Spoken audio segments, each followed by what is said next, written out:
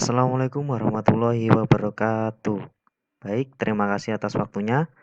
Di sini ada saya sendiri Muhammad Iqbal Maulana dan saudari Mentari Afriska. Kelompok kami akan menjelaskan tentang peran landasan pendidikan sosiologi menurut Max Weber. Nah, kemudian masuk ke materi yaitu apa itu sosiologi? Secara etimologis, sosiologi berasal dari kata socius, yaitu bahasa Latin yang berarti teman atau kawan, dan logos berasal dari bahasa Yunani yakni ilmu, pengetahuan, perkataan, atau pembicaraan. Nah, menurut Bapak Sosiologi Dunia yakni Auguste Comte yang lahir di Perancis pada tahun 1798 mendefinisikan sosiologi yakni sebagai ilmu pengetahuan yang mempelajari tentang fenomena sosial, fakta empiris dengan hukum-hukum yang tetap atau ajek yang menjadi objek kajian dalam investigasinya. Nah, kemudian menurut Bapak Sosiologi Indonesia yakni Silo Soemarjan yang lahir di Yogyakarta pada tahun 1915 yang mengartikan bahwa sosiologi merupakan hubungan interaksi sosial atau ilmu yang mempelajari tentang hubungan antara manusia dalam kelompok, kelompok dan struktur sosialnya. Nah, yang kedua yakni tentang ciri-ciri sosiologi. Yang pertama, sosiologi yakni bersifat empiris karena sosiologi itu didasarkan pada sebuah pengamatan, observasi terhadap kenyataan-kenyataan sosial yang ada dan hasilnya sesuai dengan fenomena yang terjadi di lapangan.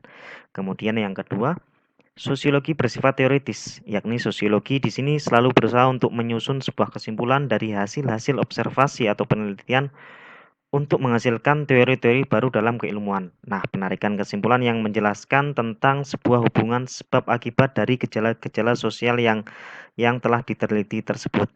Kemudian bersifat kumulatif, yakni pengumpulan teori-teori dalam sosiologi dibentuk atas dasar-dasar teori yang sudah ada sebelumnya, kemudian diperbagi, diperluas, serta diperdalam dalam sebuah kajian sosiologi.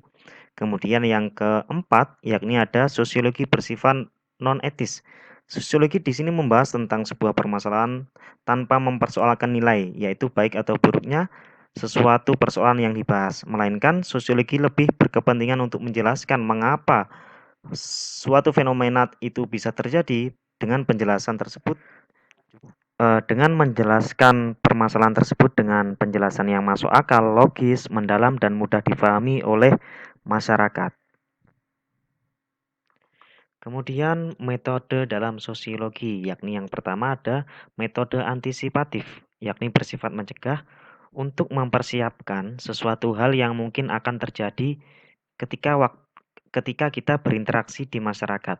Nah, metode antisipatif ini dapat dilakukan melalui proses sosialisasi, pendidikan formal dan non-formal berupa teguran dan lain-lain. Kemudian yang kedua itu ada metode represif. Metode represif ini menekankan dan melakukan dengan memastikan sebuah gejala atau sesuatu gejala adalah masalah sosial. Hal ini yang dijadikan menjadi upaya yang dilakukan dapat berupa hukuman atau sanksi yang diberikan kepada seseorang melanggar aturan yang tidak sesuai dengan norma-norma yang ada di masyarakat tersebut. Assalamualaikum warahmatullahi wabarakatuh. Saya Mentari Afriska akan melanjutkan slide selanjutnya yaitu tentang yang dimaksud dengan landasan sosiologis pendidikan yang merupakan acuan atau hipotesis yang ditujukan pada pemanfaatan pendidikan yang didasarkan pada interaksi individu dalam kehidupan sosial. Landasan sosiologis pendidikan mempunyai dua fungsi. Yang pertama adalah fungsi eksplanasis, yaitu dalam menjelaskan atau memberikan pemahaman tentang fenomena yang termasuk ke dalam ruang lingkup pembahasannya dalam pendidikan. Nah, fungsi yang kedua adalah fungsi prediksi, yaitu meramalkan kondisi dan permasalahan pendidikan yang diperkirakan akan muncul pada masa yang akan datang. Sosiologi pendidikan menurut Max Weber memiliki pemikiran yang teoritis dan metodologis. Max Weber berasumsi bahwa sosiologi merupakan ilmu yang berupaya memahami tindakan-tindakan sosial. Tindakan sosial adalah tindakan yang dilakukan dengan mempertimbangkan dan berorientasi pada perilaku orang lain.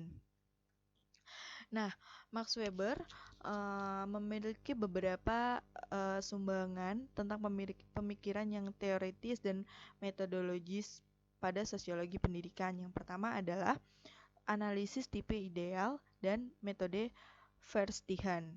Uh, Metode ini merupakan suatu uh, tipe yang tipe ideal yang tidak punya hubungan atau sangkut paut dengan penilaian yang normatif.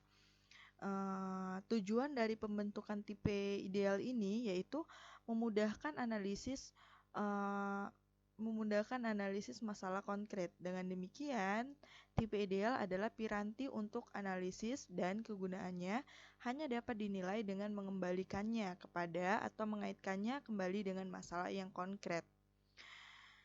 Nah, dalam metode ini ada tiga cara untuk memahami metode ini. Yang pertama adalah rasional, yaitu sesuatu yang dipahami secara masuk akal. Contohnya adalah dalam pendidikan matematika, yaitu misalnya 2 tambah 2 sama dengan 4, bukan yang lain. Nah, yang kedua adalah empatik, yaitu kemampuan untuk menempatkan diri dalam kerangka berpikir orang lain. Yang ketiga adalah apresiatif, yang merupakan cara pemahaman arti subjektif sendiri untuk memahami arti subjektif tindakan orang lain. Nah, yang kedua adalah tesis pengembangan kapitalisme. Pemikiran ini merupakan pemahaman yang tentang takdir. Jadi pemahaman ini menuntut adanya kepercayaan bahwa Tuhan telah memutuskan tentang keselamatan dan kecelakaan. Tipe yang ketiga adalah tipologi tindakan sosial, kewenangan, dan birokrasi. Weber menemukan 4 tipe dari tindakan sosial, yaitu tindakan rasional instrumental, yang merupakan suatu tindakan yang dilakukan berdasarkan pertimbangan dan pilihan yang sadar dalam kaitannya dengan tujuan suatu tindakan dan alat yang dipakai untuk meraih tujuan yang ada. Yang kedua adalah tindakan rasional nilai. Tindakan ini merupakan suatu tindakan di mana tujuan telah ada dalam hubungannya dengan nilai absolut dan nilai akhir bagi individu. Yang dipertimbangkan secara sadar adalah alat untuk mencapai suatu tujuan. Yang ketiga adalah tindakan efektif. Ini merupakan suatu tindakan yang didominasi perasaan atau emosi tanpa refleksi intelektual atau perencanaan yang sadar. Misalnya, tindakan ini dilakukan karena cinta, marah, takut, dan gembira yang sering terjadi tanpa diikuti dengan pertimbangan rasional, logis, dan ideologis. Itu saja yang dapat saya sampaikan. Saya mohon maaf jika ada kekurangan ataupun salah kata. Saya ucapkan terima kasih dan wassalamualaikum warahmatullahi wabarakatuh.